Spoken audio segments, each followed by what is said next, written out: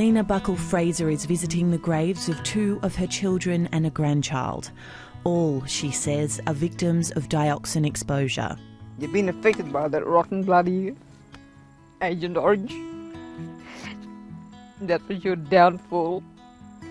The local elder blames the deaths on herbicide sprayed in the Kimberley about 30 years ago. Well, it was in our yard, and that smell was there all the time. Where were the chemicals stored? On the drums? On the other side was... That way? Yeah. Lena used to live here with her 5 children, next door to where she says trucks carrying the chemicals were stored. Well, all the residue from the drums used to get washed off, and there was a hollow here. There was a hollow here. Yeah. With a clothesline. Yeah. And it was always full of water, up to about there. Yeah. Yeah. And because it was hot, they'd play in the water. Yeah, play in the water. Her son Lance had first-hand exposure. He was among hundreds of Aboriginal workers in the 70s and 80s who sprayed weeds, using the now-banned chemical 2,4,5-T, an ingredient of the toxic cocktail Agent Orange, as well as a rogue batch of chemicals in unmarked drums that the workers believe were surplus from the Vietnam War. This is my daughter, Catherine.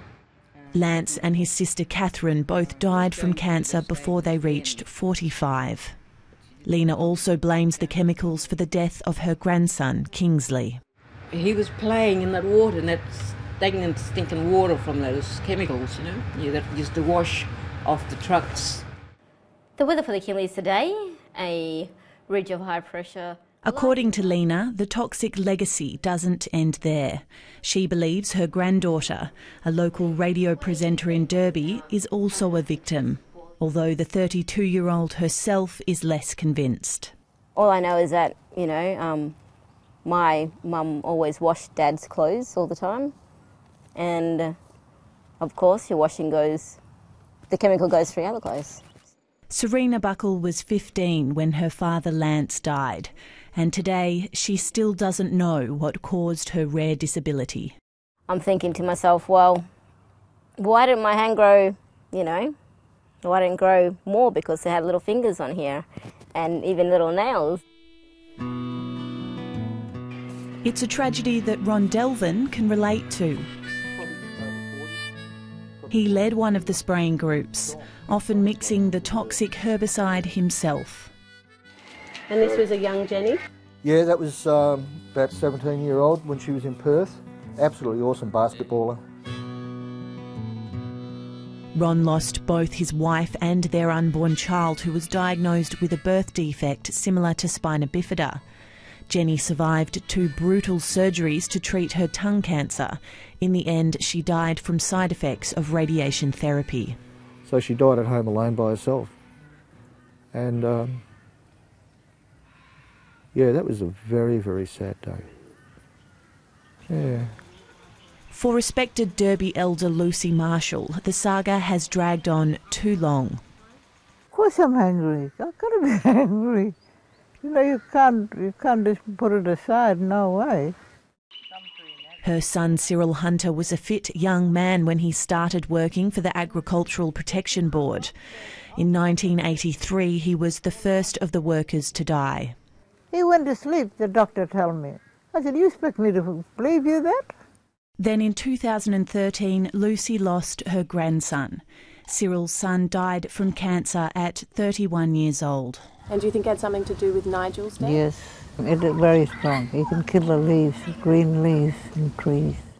The families affected believe the chemicals are to blame for a wide range of conditions, including cancer, blindness and deafness, even diabetes. Many of them have signed up with a Perth law firm that plans to reopen the case. To see the damage that has been caused directly and indirectly as a result of the exposure, largely Aboriginal workers encountered just going about their employment with the APB is truly saddening.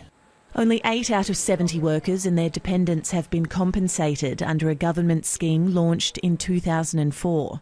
Mr Lowry says the compensation that was awarded was inadequate. They've been shepherded out the door with a bit of a payment of something that in legal terms is referred to as go-away money. The legal firm says it's also looking at cases of illness among children and grandchildren of workers, but it admits proving generational exposure will be tough.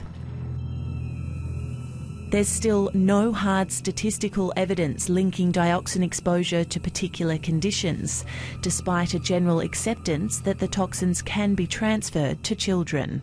We now know that there is transgenerational inheritance from exposure to herbicides. Andrew Harper conducted the first state government inquiry into the spraying program in 2002. He says the government should set up an independent fund to help address the family's concerns.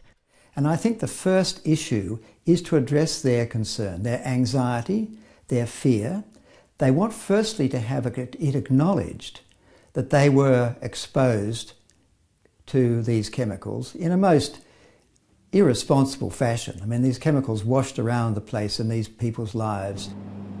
The United States offers benefits to Vietnam veterans who've been exposed to Agent Orange for a range of illnesses.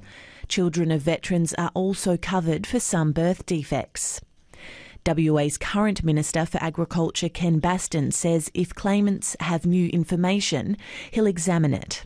A lot of the families are even just asking for recognition. Do you think that's something that might need to be looked at? Oh, recognition, I don't know. I think recognition always, is a way of saying, well, that maybe the decision was wrong.